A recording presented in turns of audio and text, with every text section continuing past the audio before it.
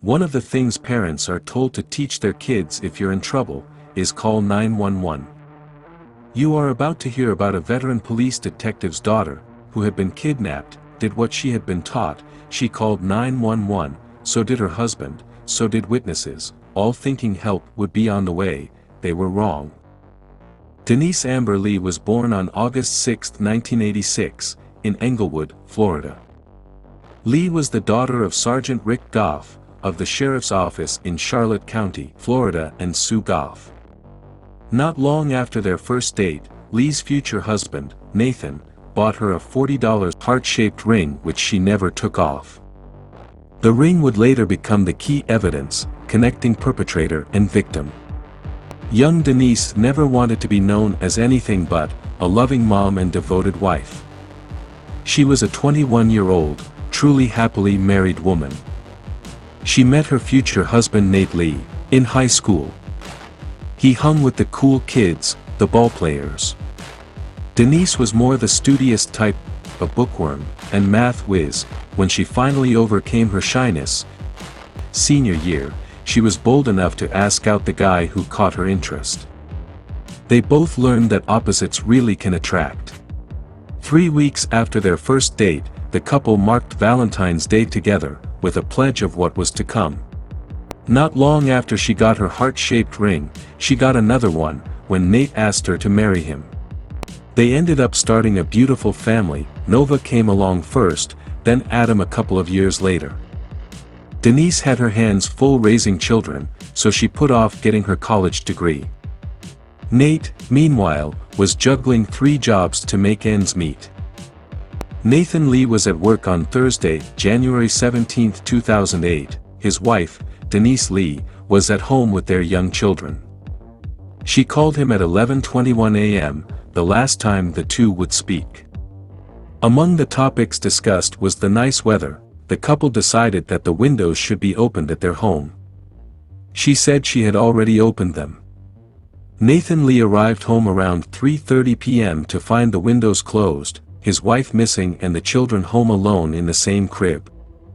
This prompted him to make his 911 call, the first of the day related to this crime. A neighbor saw a car arrive at Lee's home around 2 p.m. The car was later identified as a dark green 1994 Chevy Camaro. This car ended up being registered to a Michael King. Lee was bound and taken to King's home in Northport, Florida, where he set up what the prosecution in the trial referred to as a rape room. Duct tape and other evidence was found in this room. She was then taken to King's cousin Harold Muxlow's home, where King then borrowed a shovel, a gas can, and a flashlight. Lee was able to take King's cell phone while he was out of the vehicle and dialed 911. Her desperate 911 call was released during the trial, which caused a lot of reaction by the public. Both the state and the defense have agreed to the following. They've stipulated that the female caller on the 911 tape from January 17, 2008 at 6:14 p.m. is Denise Lee. All right, thank you. Stay ready to proceed. Yes, sir, we are.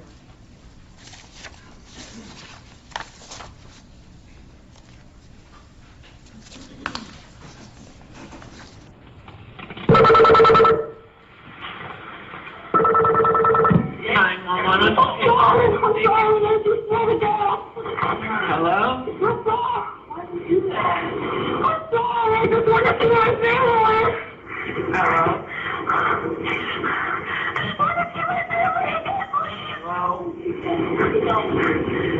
Hello?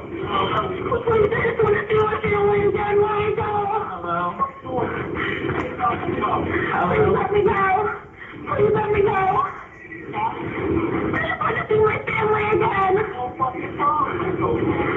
Okay. Hello?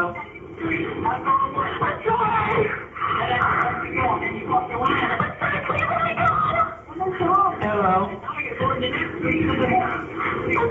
Please let me go. What are you doing? I didn't want to do that. Please let me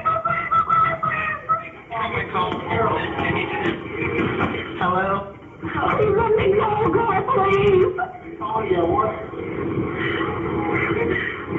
Hello? Help me. What's the address? Help me. What's the address that you're at?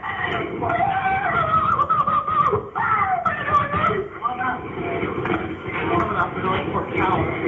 Hello? What is the address that you're at? Hello, ma'am? Where are we going? I gotta go up to the mountain now. Up and around where? Give me the exact 4 streets. No, 5 streets over from your house. I couldn't get everywhere. What's your name, ma'am? Hello? Please. What's your name? Please, my name is Denise. I'm married to a beautiful husband, and I just want to see my kids again. Your name's Denise? I'm sorry. Thinking too, that he doesn't know. Please, God, please protect me. Are you on I-75? Where are we? I don't know. Please. Please. Where are you at? Can you tell if you're on I-75? I don't know where your phone is. I'm sorry.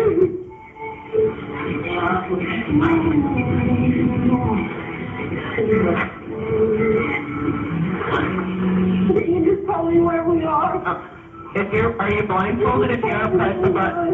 I don't have your phone. Please, God.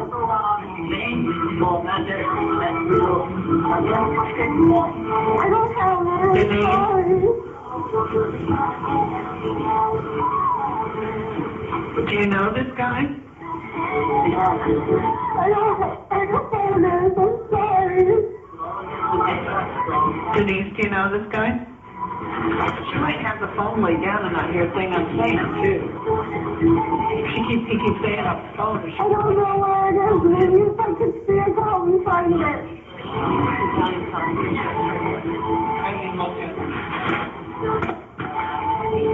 No, sir. Denise?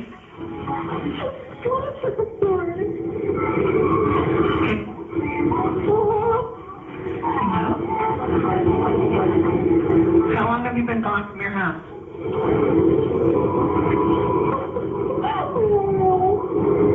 How long? Do you know how long you've been gone from your house? What's your last name? Lee? Yeah. Do you know what street? Your name's Denise Lee?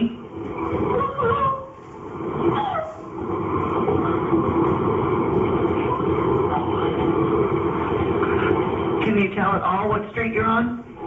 No. Do you know this guy that's with you? No. You don't know him from anywhere?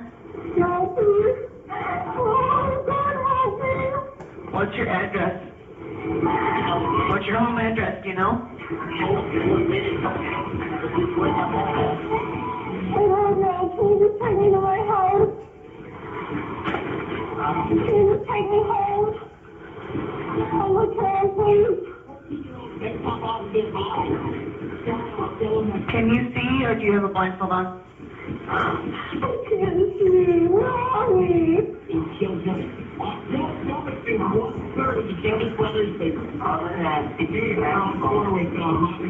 Can they turn off the radio or turn it down? I can't hear you. It's too loud. Where are we? Are you gonna hurt me? Are you gonna let me out now? Help me. The operator obtained information from Lee which later helped convict King. The call is several minutes long with Lee begging for her life saying, "Please," 17 times.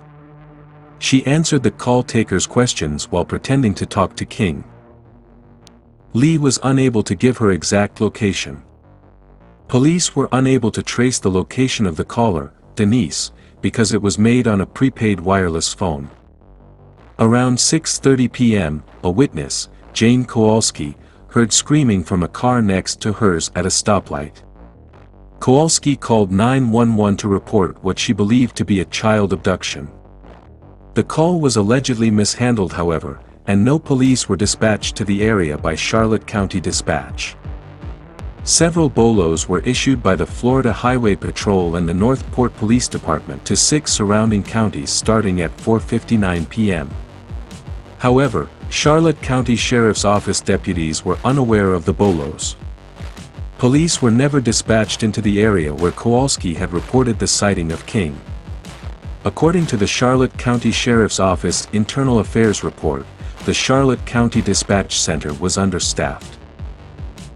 At some time later, King shot Denise Lee in the head and buried her naked body in a 4-foot-deep hole. King then proceeded to bury other evidence in places close by. At 9:15 p.m., roughly 6 hours after Lee was first reported missing, Florida Highway Patrol officer Eddie Pope pulled King's Camaro over as King tried to enter I-75 from Toledo Blade and only a short distance from where he buried her. Lee was found on January 19, 2008 off Toledo Blade, North Port, less than 5 miles from where Kowalski last saw her. Harold Muxlow testified that King was wearing a white shirt with a design when he arrived to borrow the shovel, gas can, and flashlight. Accordingly, King changed his shirt sometime between the time he left Muxlow's residence and when the police detained him on I-75.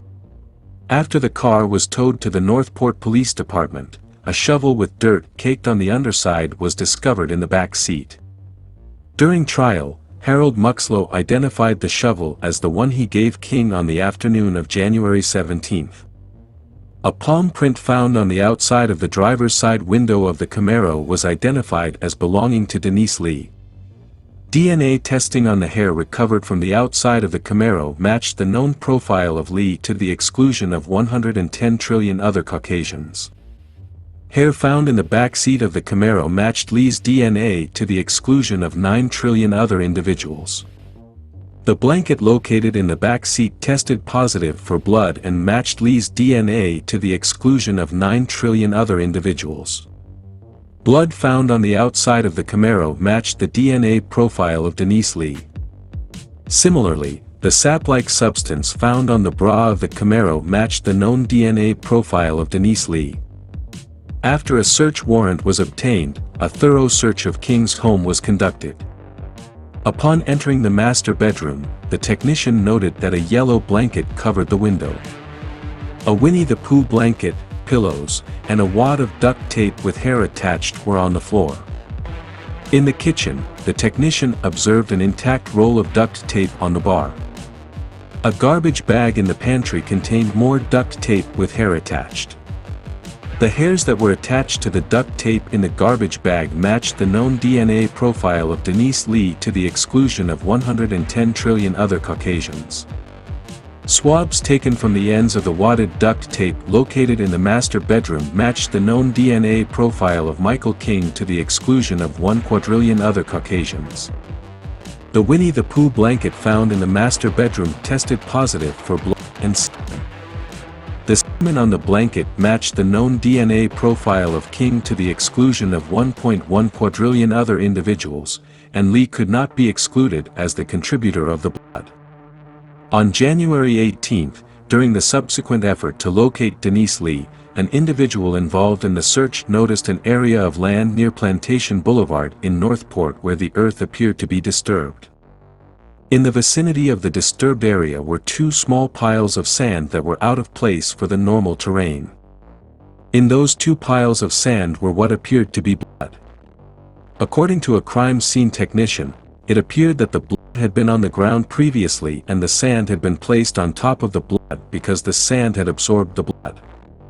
A forensics team commenced the excavation of the disturbed area on the morning of January 19. As the team removed the earth, they noticed scallop marks, which were consistent with a round-nosed shovel digging straight down into the earth.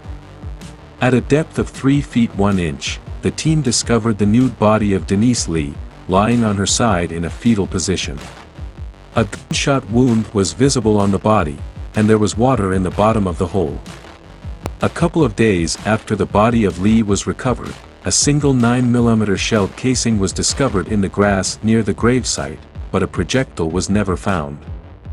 A couple of 100 yards away from the gravesite, a crime scene technician recovered a pair of boxer shorts owned by Nathan Lee, but often worn by Denise Lee, and a shirt belonging to Denise Lee.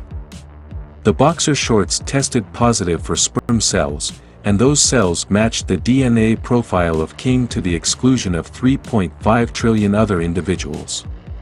The medical examiner testified that Denise Lee died from a single gunshot wound to the head.